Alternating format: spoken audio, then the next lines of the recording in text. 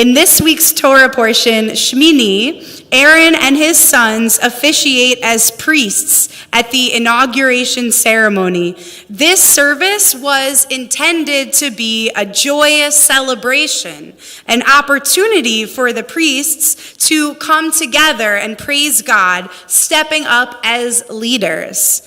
Instead, the inauguration became a tragic event for the whole community when Aaron's sons, Nadav and Avihu, offer strange fire before God, which God had commanded them not to do. Tragically, the two brothers are killed before the divine. 2 lives ended in an instant. This tragic story of Torah reminds us of the fragility of life.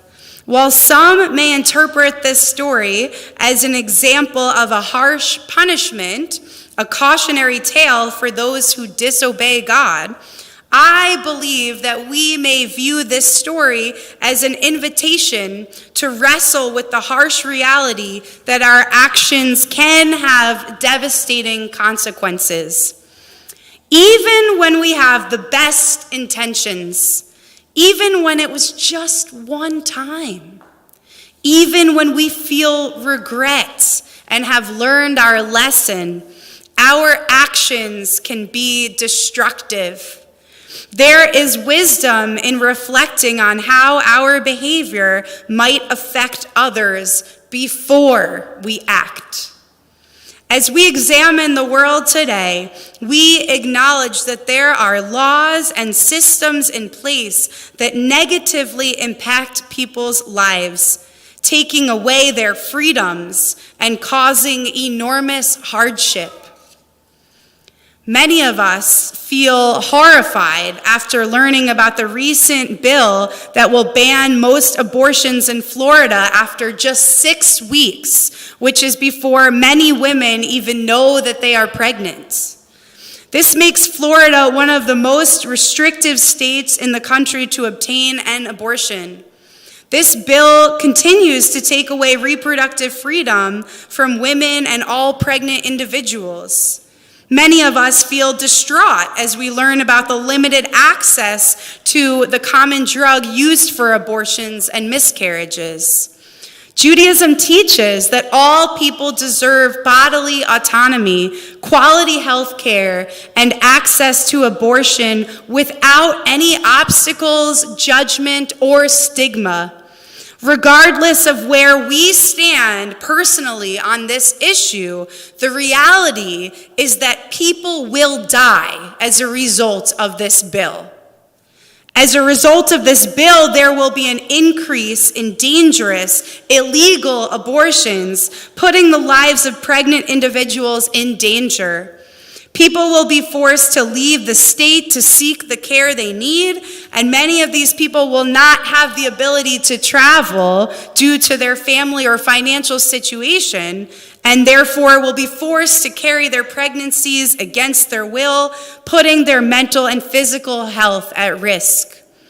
This will have the harshest impact on those who are already most vulnerable, those facing discriminatory obstacles to health care and other human rights, including Black, Indigenous, and other people of color, people with disabilities, people in rural areas, undocumented people, and people with low incomes.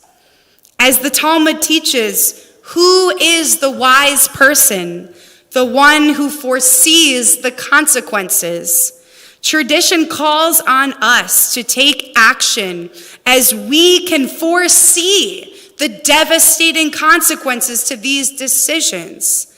When we can foresee that women will lose even more of their freedom, that some of these women will even lose their lives.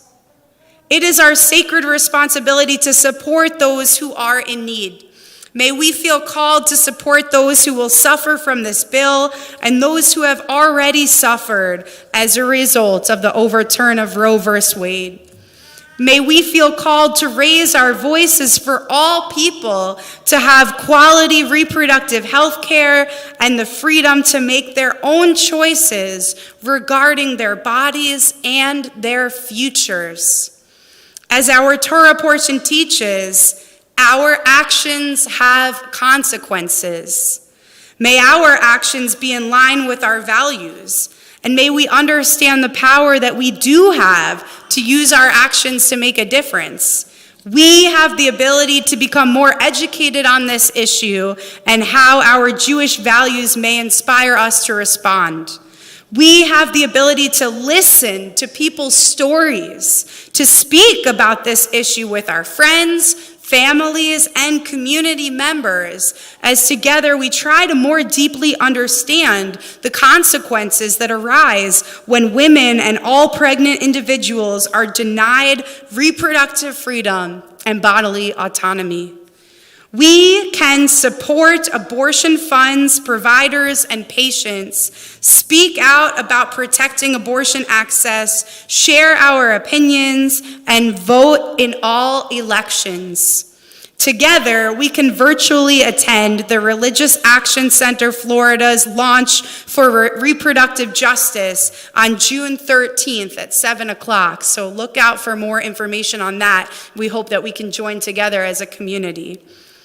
As we have said, our actions have consequences. The actions of our government officials have consequences. When these actions put the freedom and lives of individuals at stake, may we feel called to act. And may our Judaism inspire us to act with compassion, generosity, and concern for others as we dedicate our energy and resources toward making a difference. Shabbat Shalom.